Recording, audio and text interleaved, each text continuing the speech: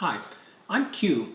I work in InfoSec in Tampere, Finland. I'm also a serial entrepreneur in various IT businesses and a volunteer worker in a lot of cultural projects. And additionally, to warn about the bias, I am a member of our local national coalition party, Kokoomus, which puts me somewhere on the center right.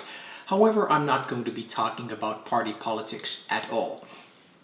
I have two reasons for making this video. One is, of course, Happy New Year 2021 may provide challenges which are a little bit more interesting and a little bit less demanding than what we've just had.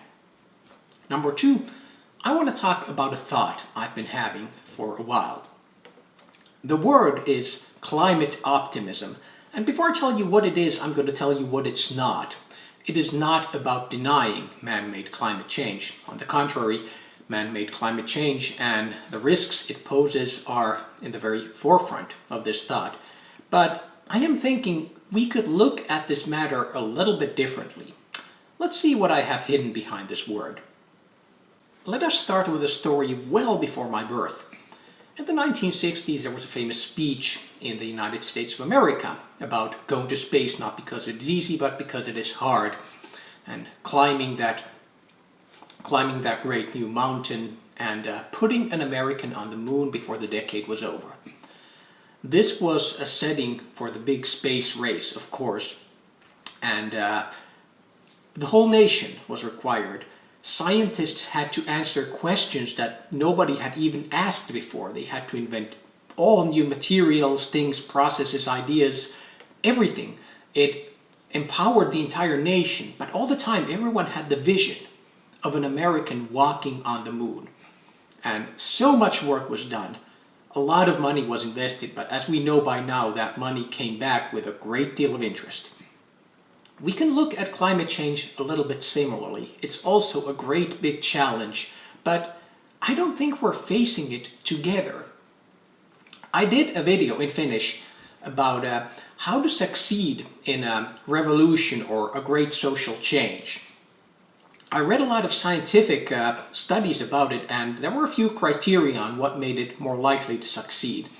One of these was inclusivity. Now, that's a trendy word, but what I mean, this is a thought that should open up to everyone. We should not put borders and bubbles, and I'm not going to work with that person for this matter. And, well, I'm not working with those, I'm not listening to them. You know this in all kinds of discussions. But I think we need to draw a picture of a utopia, if you will.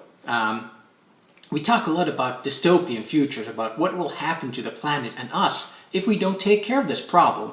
Now, if that works for you, if that makes you do a lot more for the climate, please, I'm not fighting you. I think we just have enough of hatred and blame and worries already, so I want to try a different aspect. What if we talk about what the world could be in like 5 years, 10 years, 20 years from now if we do our part? If we all work together to build something where what we all want to see, something for ourselves, for our friends, families, children perhaps. We should talk about the world we can get. I mean, we can talk about simple things like, let's talk about air quality in cities. For example, we can talk about nature, nature's powers, nature healing. A lot of different aspects, things that we can get, that we want to get. Things that will make this a better world. It means giving up some things naturally, but I mean, we've given up on a lot of bad sicknesses. We don't have the horse and carriage anymore in the city. And someone was really worried that if we take lead out of gasoline, what will happen? Well, it wasn't that bad of an idea.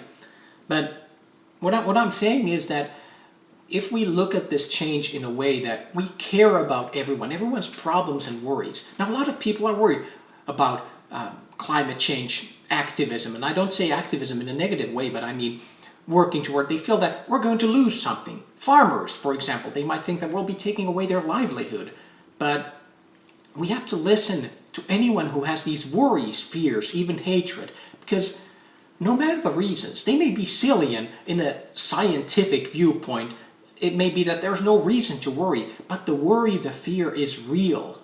The feeling is real, so we have to really listen to it and find out how to bring everyone into the same boat, everyone with their resources, their possibilities, building this for all of us.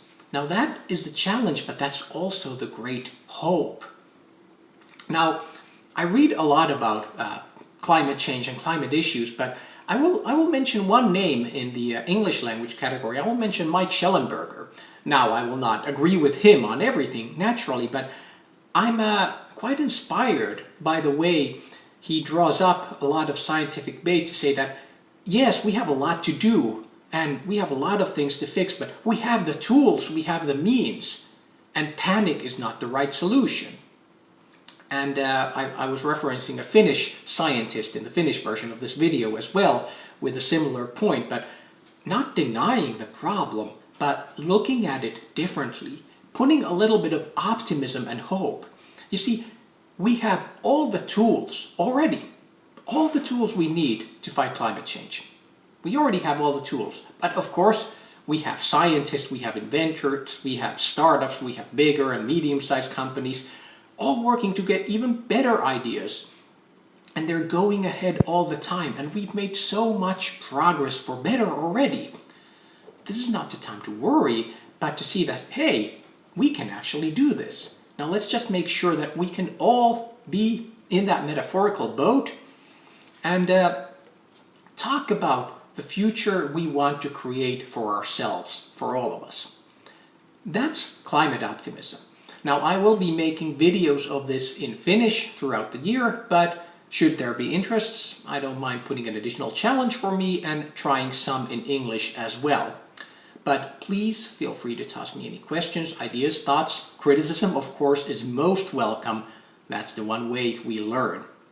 But for now, I wish everyone an optimistic 2021. Bye-bye.